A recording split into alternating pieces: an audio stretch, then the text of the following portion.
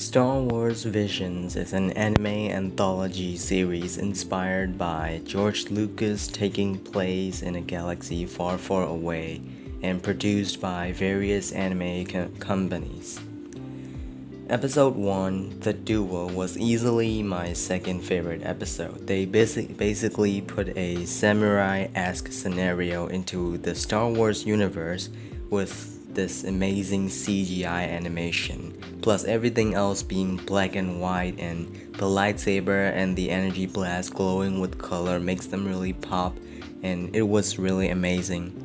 This episode gets a 7.6 out of 10. And episode 2, Tatooine Rhapsody, this was probably my least favorite episode considering its out of place musical number.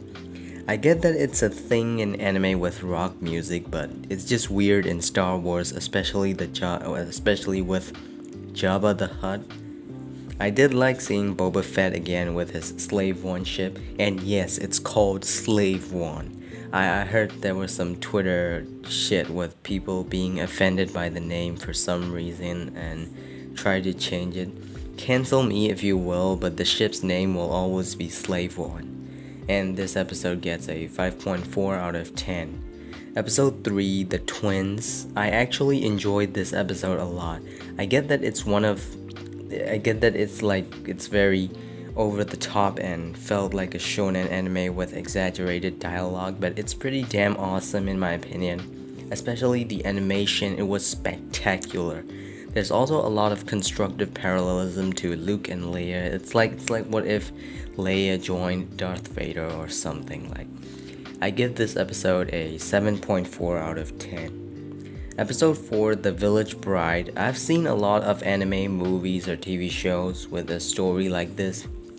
Some warlord want to kill the leader of a village or something, and then the daughter, the bride, takes the leader's place. And yeah, I've seen a lot of stories like this. Nonetheless, it was still enjoyable. I really liked the music. The music was amazing. It's very ancient-esque vibe, and I rate this episode a 7.3 out of 10.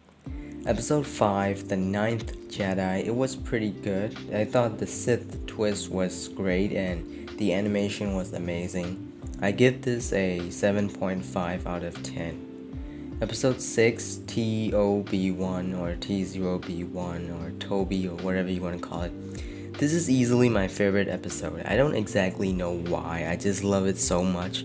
It's got a Pinocchio-esque story, and I kinda wish it was longer to focus more on how Toby just seemed to have Jedi-level swordsmanship.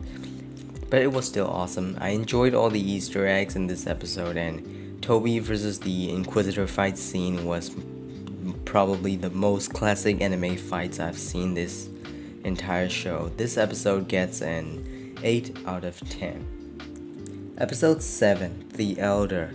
This episode was amazing in so many ways. It had a lot of character development between the master and the Padawan, and it did the typical anime old guy thing that's in like every shonen anime ever. And the fight scene was amazing, and there's a lot of enjoyment to be had there. I give this episode a 7.2 out of 10. Episode 8, Lope and Ocho.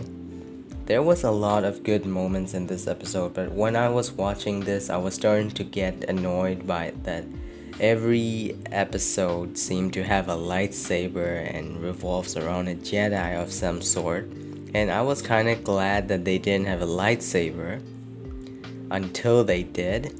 So yeah, my enjoyment was not much, but I still think the story is pretty good. The animation was amazing and the music was awesome. And I give this episode a 7.5 out of 10. Episode 9, Akagiri. This was another one of the weaker episodes, but it had some good stuff like the animation and the music. This episode was the most Japanese episode in this show, with names like Tsubaki and Misa and their clothings, their clothes. It's very Nihongo.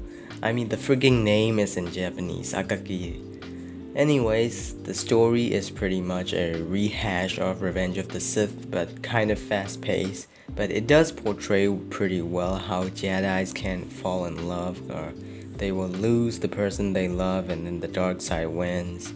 Yeah, I give this episode a 6.1 out of 10. Overall, I think the stories are pretty great and it was a fun project. I'm pretty sure some fans would hate the changes to the continuity in this show. Personally, I don't really mind the changes. This was a different thing, like not canon, so I kind of wanted to see an episode where it's from the perspective of the dark side, like one of the dark side people where the protagonist and the good guys lose. Episode 3 and 9 kind of did that, but not completely. And if this gets a second season, I hope there aren't as lightsabers as there were here. Anyways, I give this show a 7.1 out of 10 overall. Arigato for watching and force to tomoni arangoto.